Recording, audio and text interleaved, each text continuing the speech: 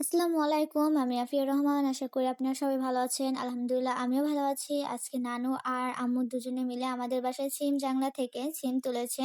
আজকে দুপুরে বাড়ির গাছের ছিম দিয়ে তেলাপিয়া মাছ রান্না করা হবে। তো অনেকদিন ধরে আম্মু মাটির চুলায় রান্না করে না। তাই আজকে মাটির চুলায় রান্না করবে।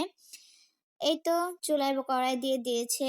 তারপরে তেলাপিয়া মাছগুলো আগে থেকেই ভালো করে ধুয়ে নিয়েছিল। এখন মাছগুলো মসলা মেখে নেবে। হলুদ, মরিচ, লবণ দিয়ে ভালো মতো মেখে নেবে। তো আপনারা পুরো ভিডিওটা দেখতে থাকুন। আমার আম্মুর হাতে তেলাপিয়া মাছ দিয়ে গাছের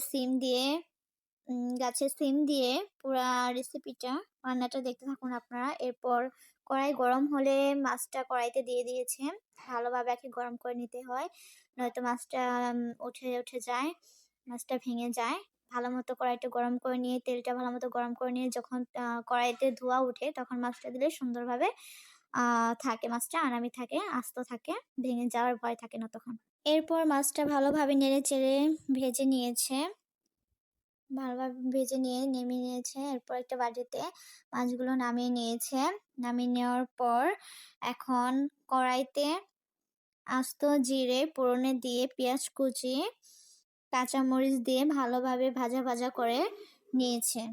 পেঁয়াজটা ভালো মতো ভাজা করে নিয়ে যখন বাদামি রং আসবে তখন সবজিগুলো দিয়ে দিব। এখানে সিম, কপি আর আলু আছে, এগুলো দিয়ে দিবে। এখন আদা রসুন বাটা দিয়ে দিয়েছে। তারপর একটু পানি দিয়েছে নিচে লেগে যাতে না আসে এর জন্য।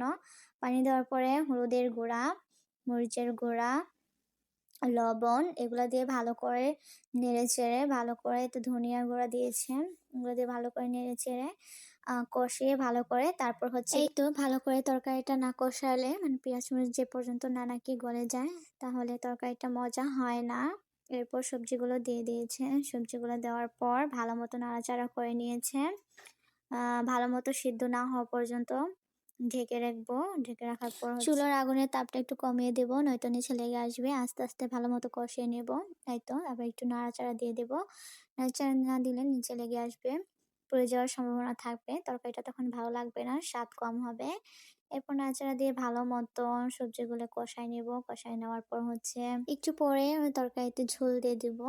ঝোল দেওয়ার পর একটু ভালো করে নাড়াচাড়া দিয়ে ঢেকে রাখবো কতক্ষণ। আগুনের তাপটা একটু বাড়িয়ে দেব। পানি দেওয়ার পর ঢেকে রাখার পরে মাছগুলো দিয়ে দেব। মাছগুলো আগে দিয়ে দিয়েছি কারণ ভাজা মাছ একটু শক্ত থাকে।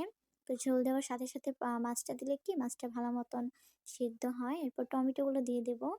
টমেটোগুলো দিলাম এর কারণে একটু ঝাল হয়েছিল তরকারিটা। টমেটোটা দিলে তরকারির টেস্টটা খুবই ভালো হয়। এই তো তরকারিটা প্রায় শেষের দিকে। এরপর একটু ধনেপাতা দিয়ে সুন্দরভাবে তরকারিটা নাড়াচাড়া করে নামিয়ে নেব। এই তো ধনেপাতাগুলো একটু পরে দিয়ে দেব। তরকারিটা আমি দেখাচ্ছিলাম ভাই অনেক সুন্দর কালার এসেছিল। ধনেপাতা কুচিগুলো সুন্দরভাবে দিয়ে দিলাম। দেওয়ার পরে আমাকে বললাম একটু নাড়িয়ে নাও কারণ ঝোলটা ভালো মতো নিয়ে নামিয়ে নিয়েছি। নামানোর যে একটা দুর্ঘটনা ঘটে গিয়েছিল প্রায়। আমরা বললাম যে একটু আমি আমার ছোট বোনকে বললাম তুই খেয়ে দেখ কেমন হয়েছে। এরপরে আপনার কি ভিডিওটা কেমন হয়েছে সবাই কমেন্টে জানাবেন। আমি এই পেজে নতুন, সবাই আমাকে সাপোর্ট করবেন, ফলো করবেন। এই তো আর কি, আল্লাহ হাফেজ।